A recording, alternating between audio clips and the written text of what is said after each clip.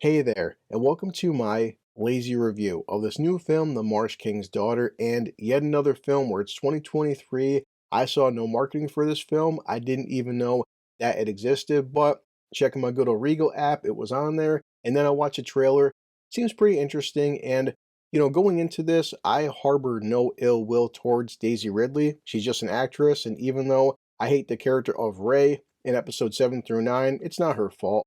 Also, it has Ben Mendelsohn, and Ben Mendelsohn is awesome. He was in Rogue One, which is funny because they're both in Star Wars, and he was probably the only thing I actually did like about that awful movie, Captain Marvel. So, as I do every single video, I ask, then answer three very simple questions. Number one is, did I like the film? Number two, should you see it? But number three, most importantly to me, is, do I think that this movie is worth your hard earned money?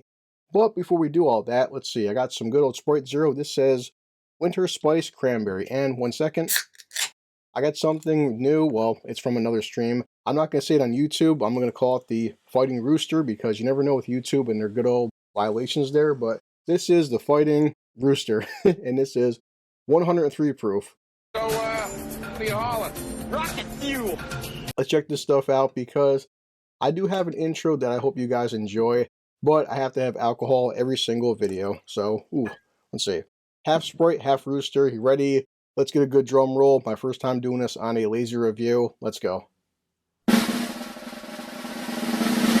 That's strong. That'll put air on your chest, I'll tell you. Okay, let's start the intro. I'm going to drink some more of this powerful Rooster, then talk about a Marsh King plus his daughter. Let's go.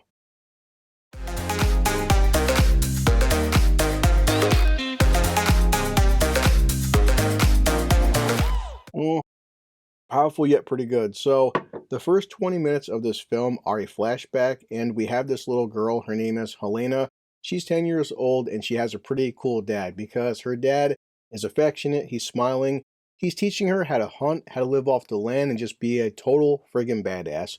By all accounts, she has the greatest dad in the world, but she doesn't understand the fact that her dad is really evil. Evil!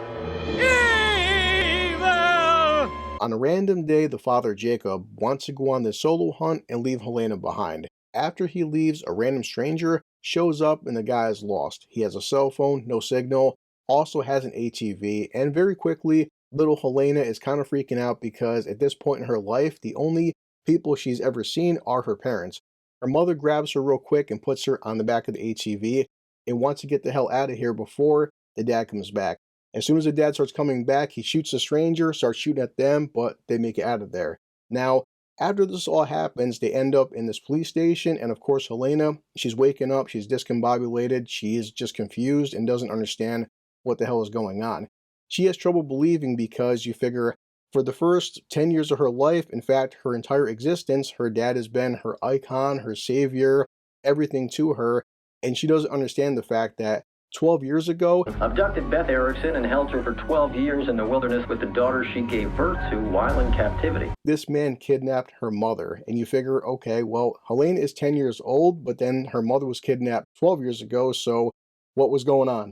Giggity, giggity. Because he loves her, Jacob does try to rescue Helena from all of these evil cops, and of course her evil mother, everybody from keeping these two from being together, and you can't help but feel bad for this poor little girl, because she actually thinks this stuff from being brainwashed her entire life. Now, during this bullshit rescue attempt, all the cops, they show up, they arrest him. Guess what? We got the Marsh King, but he gives his daughter this bullshit promise of, don't worry, one day I'll come back for you. Fast forward 20 years, and now little Helena, she grows up, and now she's Daisy Ridley. And guess what? She changed her name, her location. She tried putting that old, hard life behind her, and her husband and her daughter, none of her friends, nobody knows about her past and being the Marsh King's daughter. But during a prison transport, which seems to happen in all these freaking movies, her father escapes by killing 2 guards. And now the FBI shows up and everybody knows about the Marsh King's daughter and who she really is. And guess what? She knows that daddy is coming for her. So now the shit hits the fan. I think he's coming for me. I wish you would have told me the truth. Honestly, I want to say more, but I also don't want to spoil the rest of the damn movie, and this is my main criticism with this film is that everything so far that I talked about happens within the first 30 minutes. So The first 20 minutes is a major flashback in her being a young girl. Then, of course, when she turns into Daisy Ridley, we get 10 minutes of Helena before her father escapes. Now what happens? We have a whole nother hour and 20 minutes to fucking kill, and I feel like it's so much filler and fluff because most of the second act is just flashbacks and more flashbacks. The third act, I mean, I can tell you one thing, everything that happens, I saw it coming a mile away. It was very predictable. As I'm watching it, I'm telling myself that, you know what, just been there, done that. It's nothing I haven't seen before. That's pretty much it. Let's get back to my 3 lazy questions. Number 1 off the bat is, did I like this film?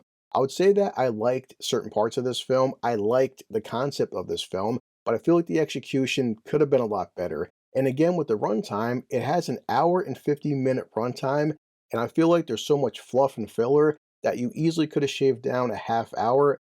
Daisy and Ben do a very good job of doing American accents, but the problem is I feel like Daisy just doesn't have much to go on, and there's like one good scene with her husband where she talks about, why'd you keep this a secret for? And she explains why she never told anybody, and I feel like they could have did a lot more with these concepts, but they just don't because there's so much flashbacks, and I feel like just not progressing the story, you know what I mean? So I didn't hate the film, but I did find myself more often than not checking my phone for the time.